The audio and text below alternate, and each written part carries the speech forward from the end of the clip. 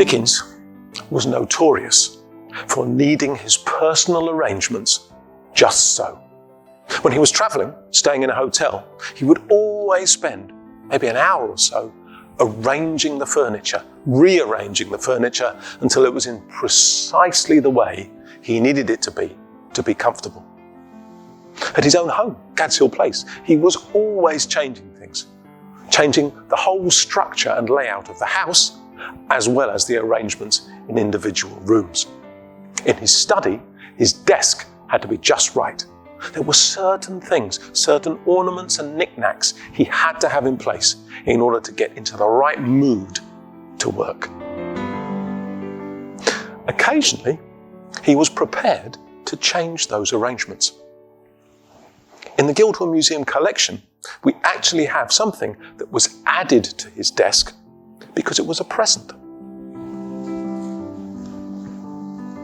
A paperweight, specially designed, as you can see, for Charles Dickens.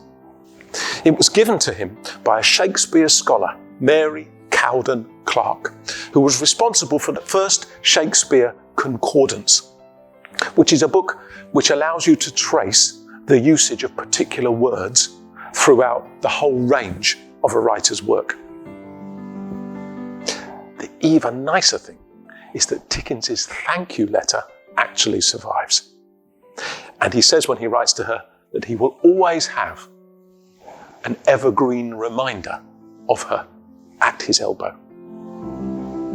But this paperweight is not the only object that takes us into the intimate environment of Dickens's study. In the Guildhall Museum collection, we have his paper knife. It's made of ivory, and you can see it is very much well used. Paper knives are important in the 19th century, not just for opening up correspondence, but because you would need one to prepare a book for reading. When you got your book from the printers, the edges of the pages would be joined together. You could only read the text if you used a paper knife to slit the pages apart before you began to read. There's a famous image of Dickens's desk that was made by the artist Luke Fields after Dickens had died. And you can spot the paper knife lying there on the desk, waiting for a Dickens who was never again to come. The other reason why this paper knife is important is it allows us a way into the beginning of Dickens's second career. In the 1850s, Dickens decided to take his work on the road. Now, this was quite a new thing.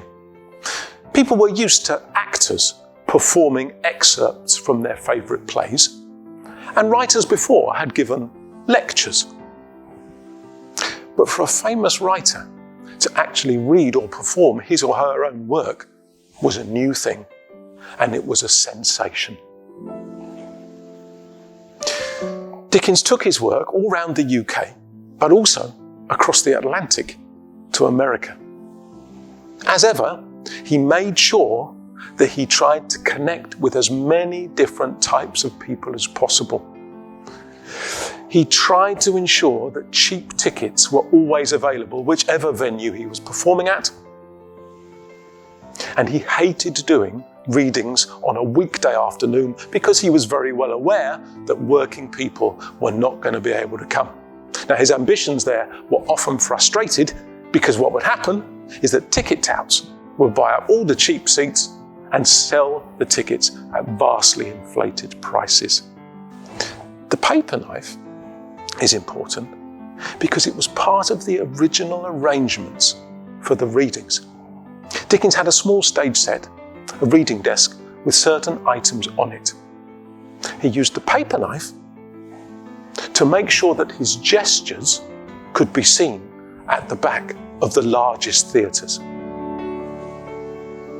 But he didn't carry on using it because one of the early reviews mentioned the fact that he looked a little bit like a conductor standing there in front of the audience, and he didn't appreciate that very much, so he left the paper knife out.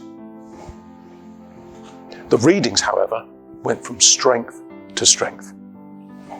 Dickens did a lot of work on his own writing to get it into a new shape suitable for performance. But he had this amazing knack of making it seem that the words were new, that they were literally spilling out of his mind in front of an audience in the way they had done privately, spilled out, perhaps years before, onto the paper. And it wasn't just his audiences that were addicted to the sight of the great writer.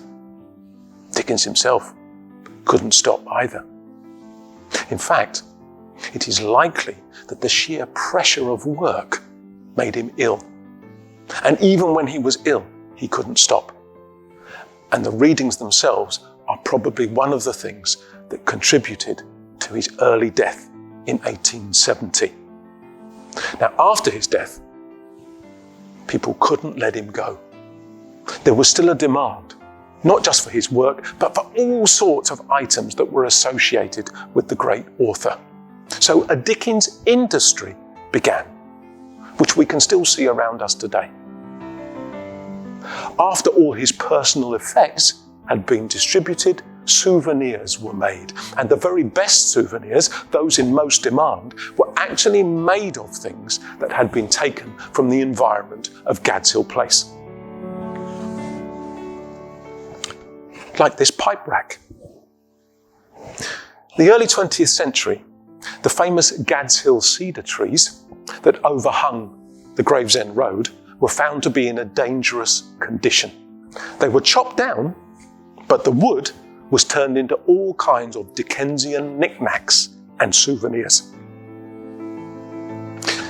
To make sure you realised that your souvenir was the real thing, they were stamped with a cedar tree device, and each object was numbered. Because what you would do when you bought your souvenir, you would make sure that you also obtained the certificate which guaranteed authenticity. And here we have the certificate for the pipe rack, which is number 173. You can see a picture of the cedars, a stamp bearing Dickens's face, and it's been signed to guarantee its authenticity. Now, this is very much the beginning of the environment we know today in Rochester. Plaques with Dickens's head on famous buildings. Shops selling images of his characters that bear testimony to Dickens's impact on the world, which today is perhaps even greater than it was at the time of his death in 1870.